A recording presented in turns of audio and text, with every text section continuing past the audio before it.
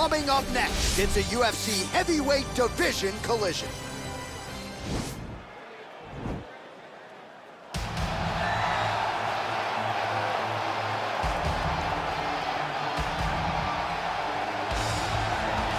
All right, well, he's one of the more accomplished Brazilian Jiu-Jitsu practitioners in this division, DC, and I know how many chokes you have in your arsenal. Offensive Jiu-Jitsu, defensive Jiu-Jitsu doesn't get much better than this stuff. It doesn't get as high level in terms of Jiu-Jitsu knowledge. He knows in every exchange that he's the guy that's processing things at a different level, from the armbar submissions that he has shown in the octagon to the beautiful guillotine chokes that he does over and over again. And don't think that he won't roll for a knee bar and get a submission. Right. It's just constant danger when you're in the jiu-jitsu with this guy. And even the high-level wrestlers that he's fought have paused to try to take him down because of that patented guillotine. It's so truly a case of pick your poison with this Brazilian jiu-jitsu practitioner. Well, this young man is a really accomplished submission specialist, and sometimes fighters get offended when you call them a specialist, but most people know what he's trying to do in there, and to this point, no one's really been able to stop him. John, he will try to pull guard.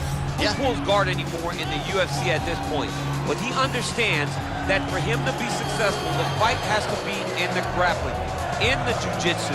If he's able to extend these jiu-jitsu exchanges, he is the guy that is generally going to win. He understands position. He understands going from point A to point B. He always is the one controlling the underhook. Always has the frame. Just a knowledge of jiu-jitsu that not many people can match.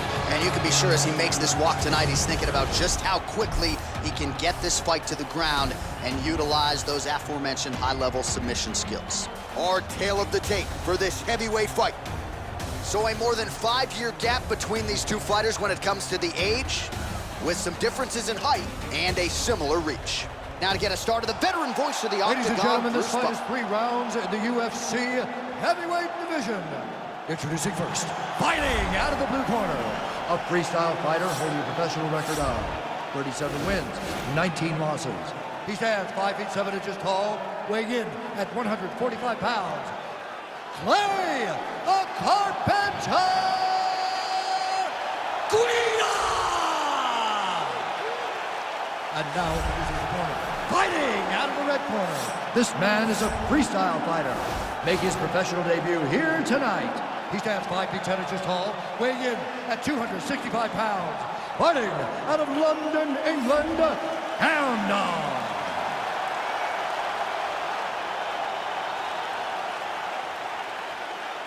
And when the action begins, our referee in charge, Herb Dean. Herb Dean, our referee for this one. Ready.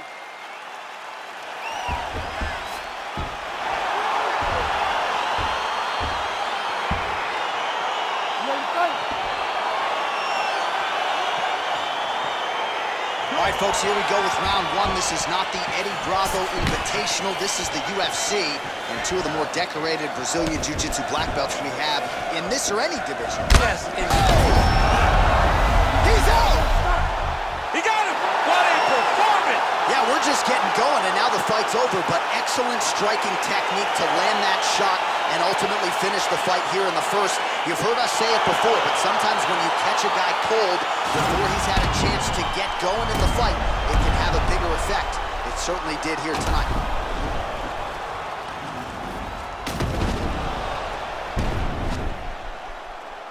And there he is after the huge knockout turned in tonight. Near perfect execution and one of the bigger highlights of his UFC career.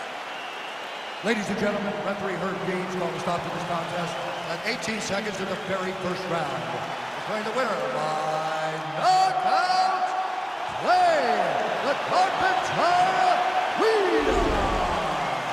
So the celebration is on with him and his team, and rightfully so. A monumental result tonight as he gets the win by knockout. He spoke it into existence. He said over and over to anyone that'll listen, I am going to knock this man out.